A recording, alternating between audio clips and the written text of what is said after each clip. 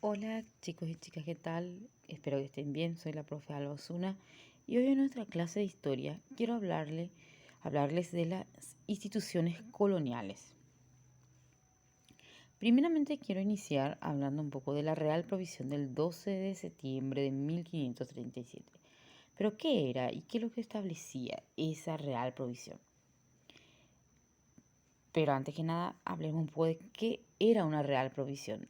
La Real Provisión fue un tipo de disposición jurídico-administrativa a medio camino entre la ley y las ordenanzas o las cédulas reales, de uso muy común que el Reino de Castilla desde el siglo XIII al siglo XVI y que tenían como objetivo regular y proveer actos de gobernación y administración de cierta importancia y entidad y resolver y reglamentar materias de asuntos de orden público fundamentalmente, y que eran emitidas por el rey y firmadas por este, o bien con su consentimiento por el Consejo de Castilla, las órdenes militares o las cancillerías.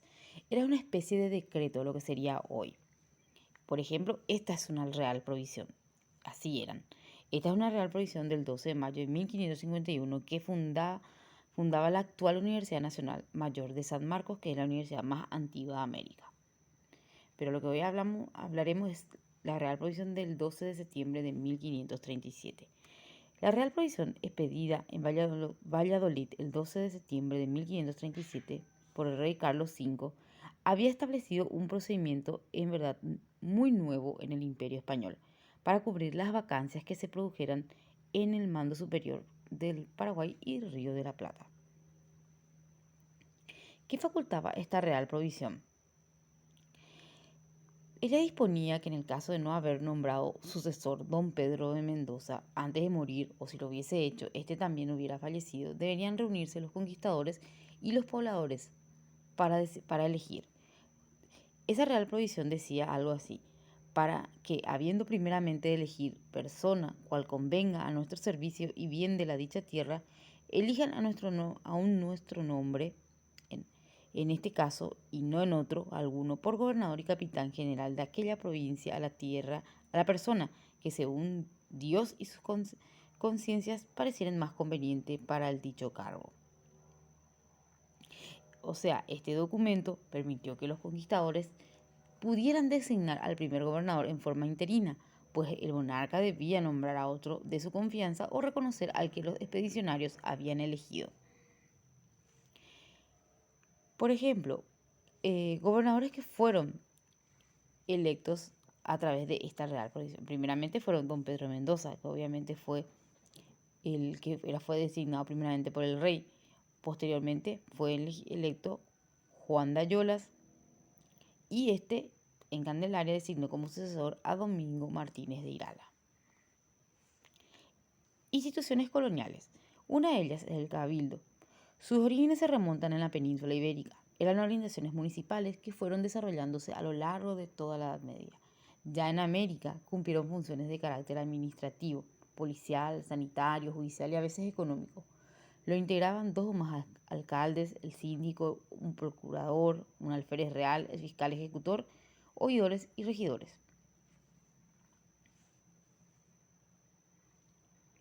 Las funciones del cabildo fueron varias, iban desde el buen gobierno de la ciudad, el control del presupuesto, de las rentas del municipio y el correcto abastecimiento de víveres, hasta la persecución de la delincuencia o la administración de la justicia.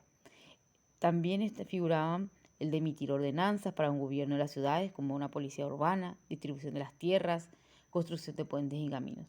Los cabildos fueron instituciones que otorgaban categoría de ciudad a las fortalezas y a las casas fuertes donde se erigían.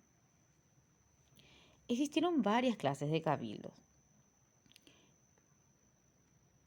Por ejemplo, el cabildo de los españoles, que estaban asentados en las ciudades y villas españolas, cuyas sesiones podían ser cerradas u ordinarias, en las que solo participaban sus integrantes, y también las extraordinarias o abiertas, las que se convocaban cuando la ciudad o la provincia corrían grandes peligros. De esta sesión participaban todos los españoles. Estaban también los cabildos de indios, establecidos en la mayoría de los pueblos de indios que se hallaban a cargo de los misioneros, o sea, quiere decir religiosos. En ellos los caciques ejercían el mando como únicos alcaldes. Otros funcionarios indígenas fueron el alguacil y el regidor. Todos estos empleos eran controlados por los religiosos. Asunción fue la primera ciudad en todo el Río de la Plata que tuvo el cabildo. Al mismo sustituyó otra entidad representante como el Congreso, cuya vigencia se extiende hasta nuestros días. El 16 de septiembre de 1541, Domingo Martínez de Irala realizó el acto de fundación del cabildo con el que se da el primer paso hacia la formación de un gobierno estable. Nuestra Señora de la Asunción se convertía en la primera ciudad del Río de la Plata. Obispado, la Iglesia paraguaya. ¿Cómo fue el origen de la Iglesia paraguaya en el tiempo de las colonias?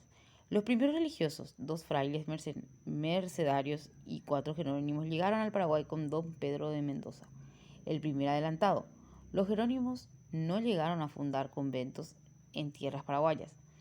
Otros sacerdotes también fueron parte de la armada, que formaron parte de la armada de don Pedro, fueron Gabriel del Escano, que trabajó esforzadamente en la evangelización de indígenas, y Francisco de Andrada.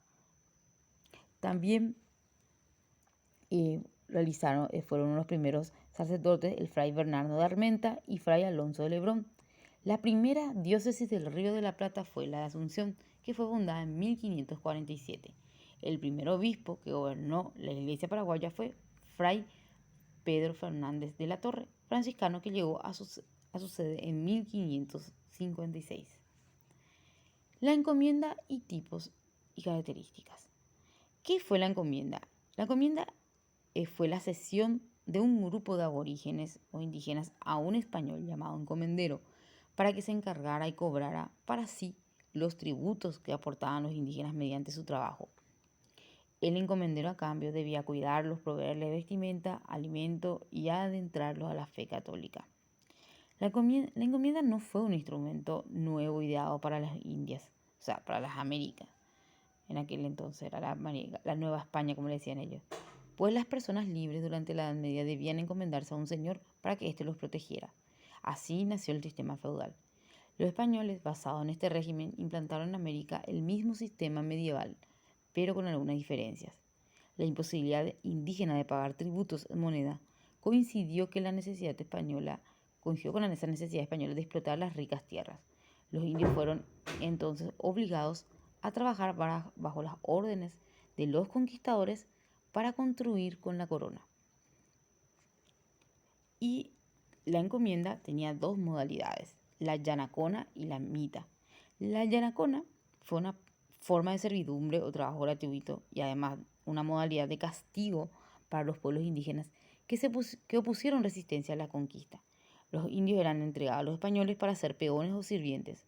Por ley se estableció que las yanaconas eran personas libres, razón por la cual no podían ser puestos al servicio de nadie sin su consentimiento, pero en realidad esa práctica era una ley muerta. Por lo general, los yanaconas hacían tareas agrícolas. Una derivación de esta clase de encomienda era la naboria, una categoría integrada por criados domésticos en situación de dependencia.